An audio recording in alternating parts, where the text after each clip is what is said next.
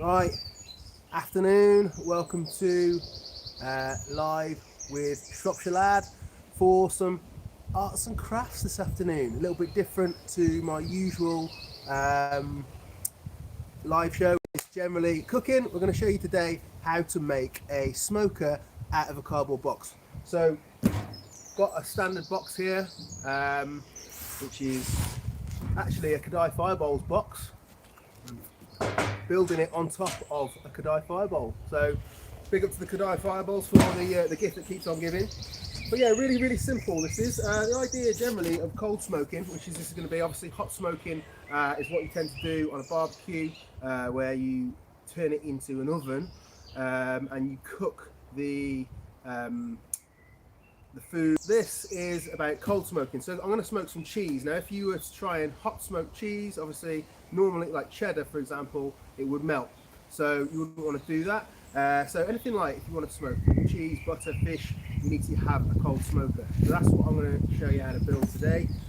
It's really simple. The whole sort of science behind smoking anything like this really is to make sure you've got your airflow, okay, because the fire is always going to need to have air to keep it going, and the flow through the box is going to be what is the success to making sure that we get some nice smoked cheese at the end of it. So just going to check in on the time. Time is past, so I think we'll get started. Please fire out your comments. I'm actually on reverse screen now, so I can see what you're saying. So if you want to ask any questions as I go, I'll look out and hopefully try and answer them for you. So first thing I told you to get was a box with the lid flap intact. So that's this way and this way. We only need to have two doors. I mean, you could leave all four on if you want, I suppose, for extra sort of smoke trap to keep it closed, but that's going to fall open anyway. So what I'm going to do first of all is just lose these two flaps. So I'm going to take my craft knife, which is actually a sourdough scoring knife, which is a bit knackered, so I don't know how great it's going to be. I'm not known for my tools, me. I'm not very good at DIY or anything like that, so I don't have the best tools in the world, but I'm just going to take that flap off there, all the way along. There we go. Dodgy job. This is not, doesn't need to be neat necessarily. Okay, so bottom flap off, so top flap off, bottom flap coming off as well. Just, you could use a pair of scissors for this if you don't have a knife. Wait, Jesus, right, I might have to go and get a kitchen knife at this rate. Should have been prepared. I've only known for about 10 days that I was doing this. Right, flaps off. So now we have a little smoking cupboard. Brilliant. Next thing I'm going to do is put some vents in. So I'm going to go for 3 vents along the bottom. Now, when we put this in here, we're going to raise it up on a brick. So obviously we want to have the airflow. The smoking's going to happen on this brick.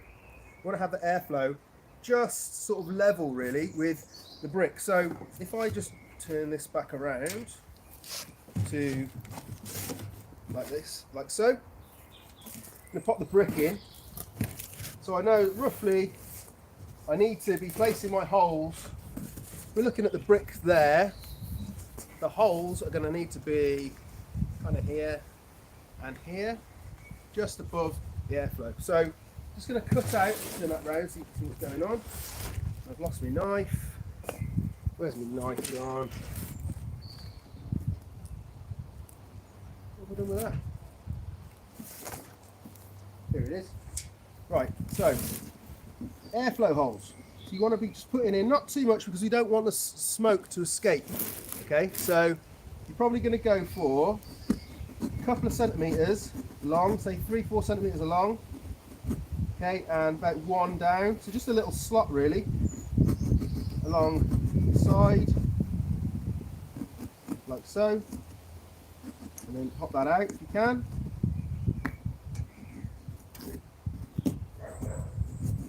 One. Get this out. Go for one along the back. Maybe go for a slightly longer one at the back. So pop that in. Like that. and along, all the way along.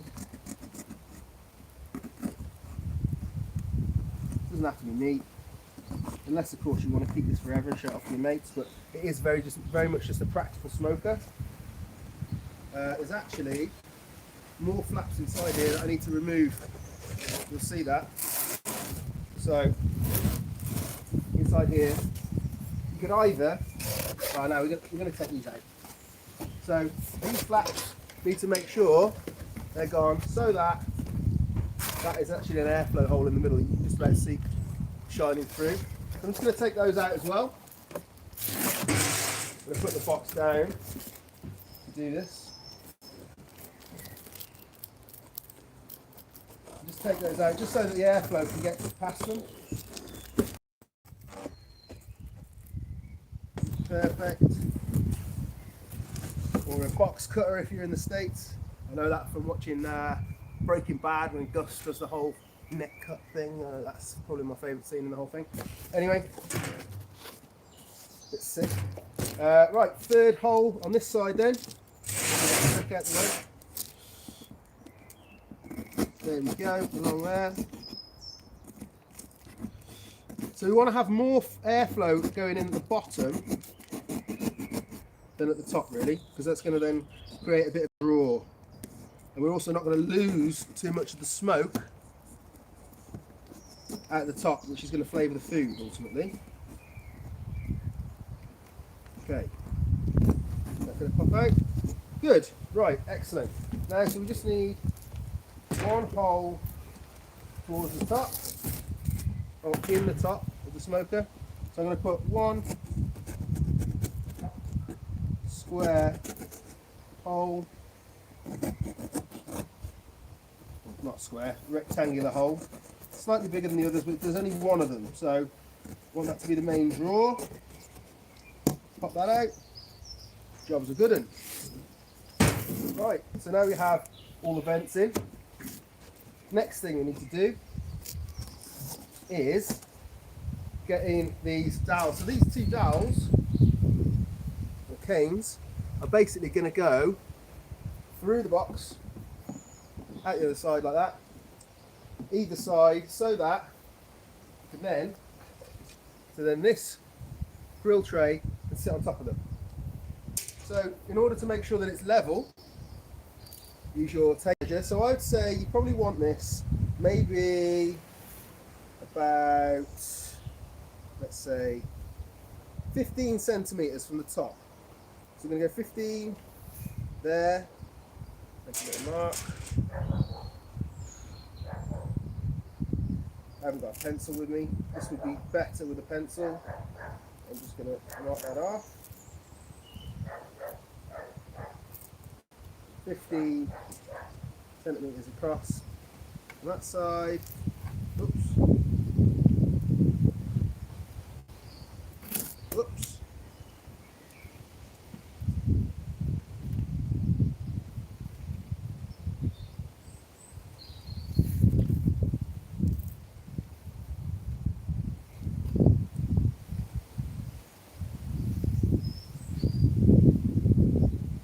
Okay, so I've got a marker on there. Do the same on the other side. In fact, no, we'll go across. We'll do here first. So we're going to go from the mark down, 15 across, 15 down, go in 5 centimetres in, a mark, which is there.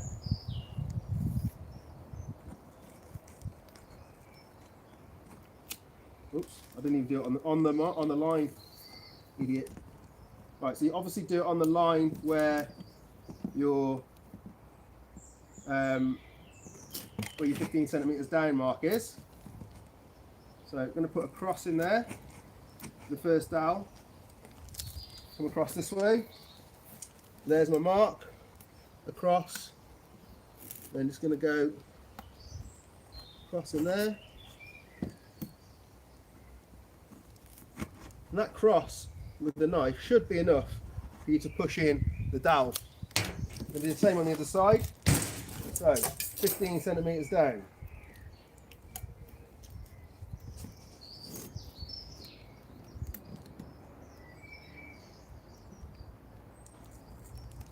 there, 15 centimetres down,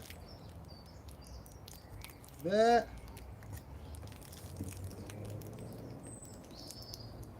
5 across. Whoops. Should really do this with a ruler, but I don't actually have a ruler. I told people to put a ruler in their kit list, realised I didn't have one myself. Cross in there, so that's 15 centimetres down, 5 across. This will be different on your boxes. It depends on what size box you're using, obviously, yeah? Hopefully that's fairly obvious, but I need to say it because some people it won't be. Right, and then finally, 5 centimetres across, just there. Doesn't have to be too accurate, but it just means that your grill tray will sit, it'll sit flat because you don't want it to be wonky really, otherwise your cheese is going to roll off. Right, so the crosses are in. So now, spin us around, see what's going on. Dowel or cane into your first cross, see what's going on. Cross to the other side and out the other. Lovely job. Okay, just hold this right open so you can see what's going on still. Hopefully you can see, yeah, you can see in there. Second dowel in. So we go in the cross.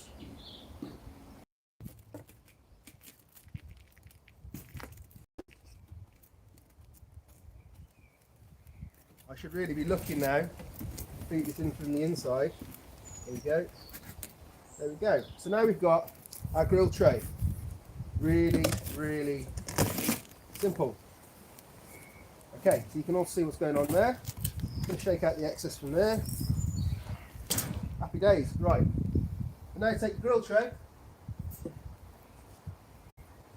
like this and just make sure it fits comfy in there. That's all good. Wow. You can always fasten this off. If your box won't shut, which sometimes is an issue, then you can always fasten it off afterwards with a bit of tape or something, you know, or make a catch if you're cleverer than me. But you get the idea. So there we go. So that's everything ready there. So I'll take that out. Just going to put some cheese onto that in a little while, and then I'm just going to show you the next bit, which is just getting it lit.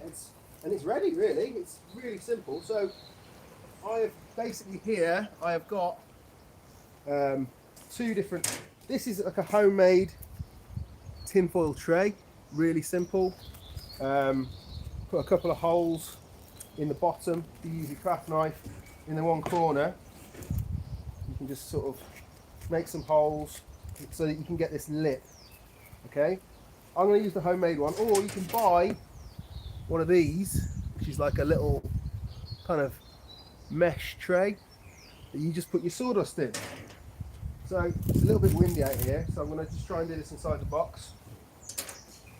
The wind is good in the sense that it will make sure that the fire keeps burning. So I'm going to put my brick inside. Let's keep that to one side there.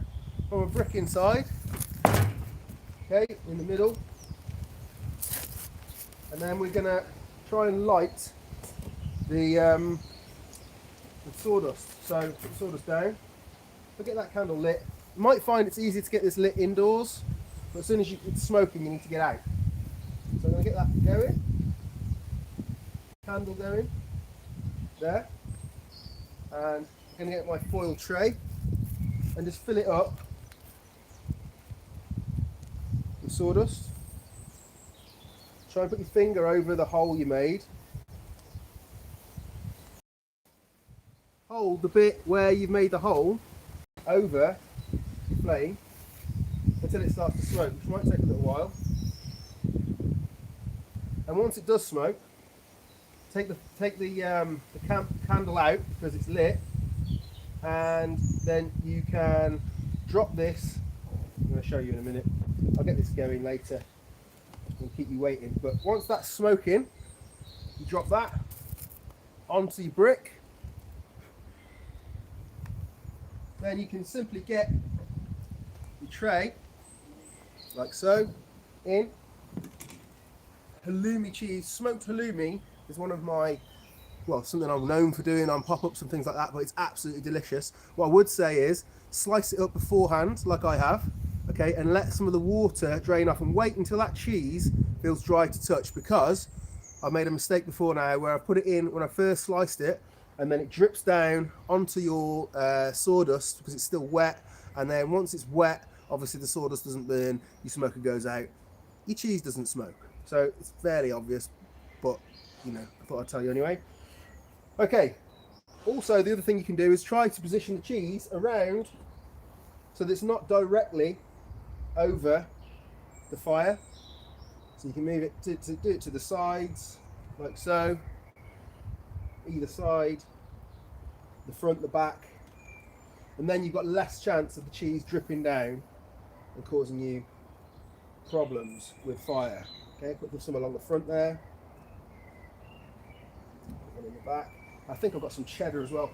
Simple smoked cheddar is one of life's delights. So if you've got a block of cheese in the fridge, chuck it in, because it's incredible. Really is worth doing. So a bit of cheddar in there as well, just the scraps from the kitchen. Happy days. And then all you need to do once that's going is get this sealed up.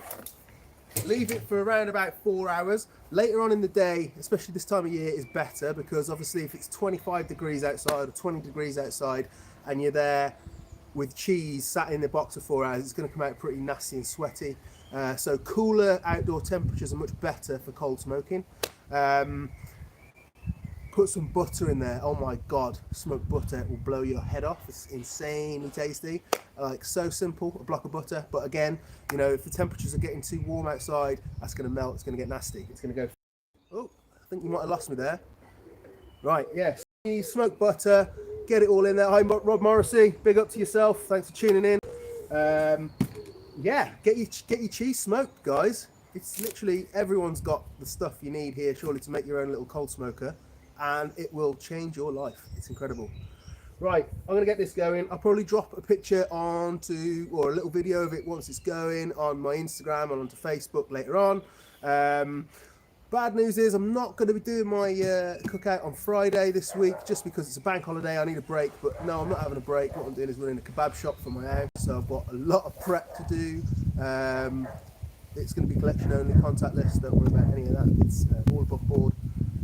But yeah, so I'm going to be busy on Friday. So I'm going to be back a week today, next Tuesday, and I haven't decided what we're cooking yet. So keep an eye on my social media stream, Instagram, Facebook, you'll find out what's going to be coming next. Thanks very much for tuning in. If you've liked what you've seen today, please like, subscribe, share, and all that jazz. And I will see you next week. Much love.